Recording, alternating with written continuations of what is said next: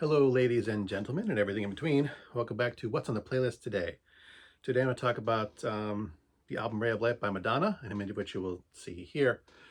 Ray of Light is Madonna's seventh studio album, released in, I think, 1998. It's very much a departure from her previous work. It's more of a techno-pop album than her other stuff. It's considered her magnum opus. For those of you who don't know what it means it's her best work. It's considered her best work.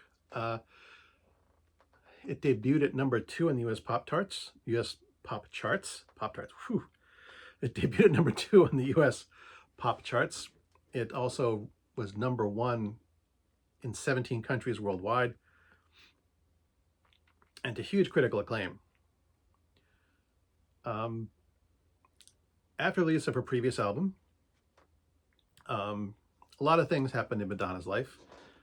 She had been taking vocal lessons for her role in the film Evita. She gave birth to her daughter Lourdes. She also had been studying, I guess you could say, mysticism. She'd been studying the Kabbalah, Hinduism, Buddhism. She'd been taking yoga, studying yoga. And, that combined with her voice lessons and stuff, and she realized that like there was a whole aspect of her vocal range that had never really been explored. And she was influenced by all these other things, and it really reflects in the style of this album. It's very much, very much a departure. It's also considered to be the first, it's considered to be the album that introduced the American people to techno-pop music. I'd heard it before, but I also have eclectic music taste and a lot of friends with eclectic music taste, so it wasn't an introduction for me, but it's considered an introduction to mainstream America to this type of music and this style of music. Some other departures is that when Madonna first started collaborating on this album, she switched around a lot. She got a new producer. Not that she didn't like her previous one. She didn't think the album was going the direct. No, her previous producers and collaborators, they made a few attempts at writing songs. It just didn't go where she wanted it to go, so she switched up. And her new producer was very much, kind of like he didn't want all the artists in a room. He was very much like doing things with tracks and with digital electronics and stuff. And one of his feedbacks from making this album is that one of Madonna's phrases during the recording of this album was like, "Don't gild the lily." And what she meant by that was don't electronically perfect everything. If something's got a rough edge to it, I want to keep it that way. Keep the music sounding as natural as possible, in spite of the fact that it's technopop. She at least wanted her vocals to sound as natural as possible, which I can respect for an artist to say that, especially in today's music industry, where so much of it is just, they do that constantly. Everything is just electronically processed to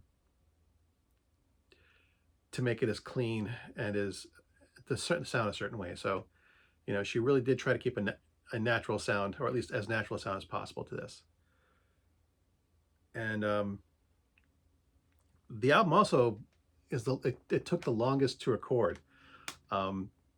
Digital software, especially sound software, was still very new in the late 80s, and so the things didn't always work right. But yeah, this is one of Madonna's best albums. When it debuted, it was the highest grossing album by a female artist. To this day, it is still one of the top, not necessarily the top, but one of the top selling artists by a female, albums by a female artist of all time.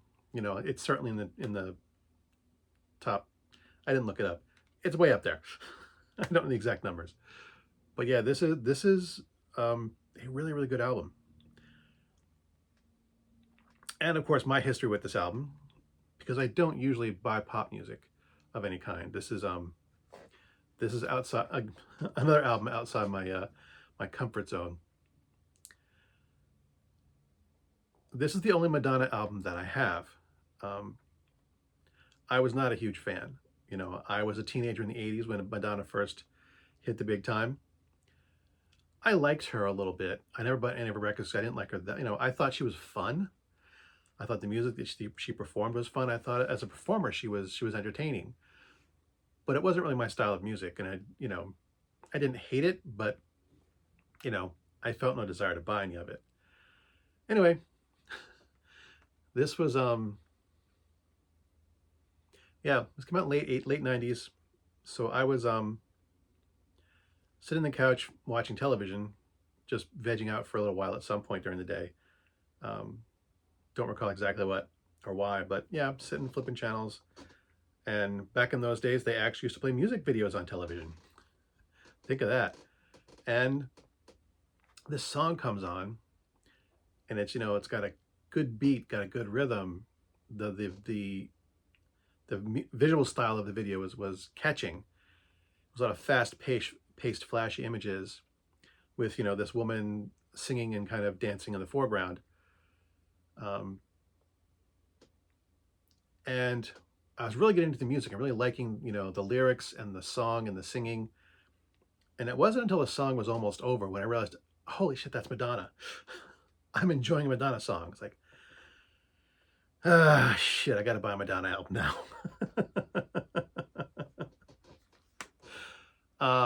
Yeah, to this day, this is the only album of hers that I own. Just because of that, it caught me off guard. But this is, for me, a really fun album. I do still enjoy listening to it. And the critics agree with me. This is considered to be her best album. And I guess I agree with them because it's the only album hers ever bought. As always, thanks for watching. As always, my stuff is crap.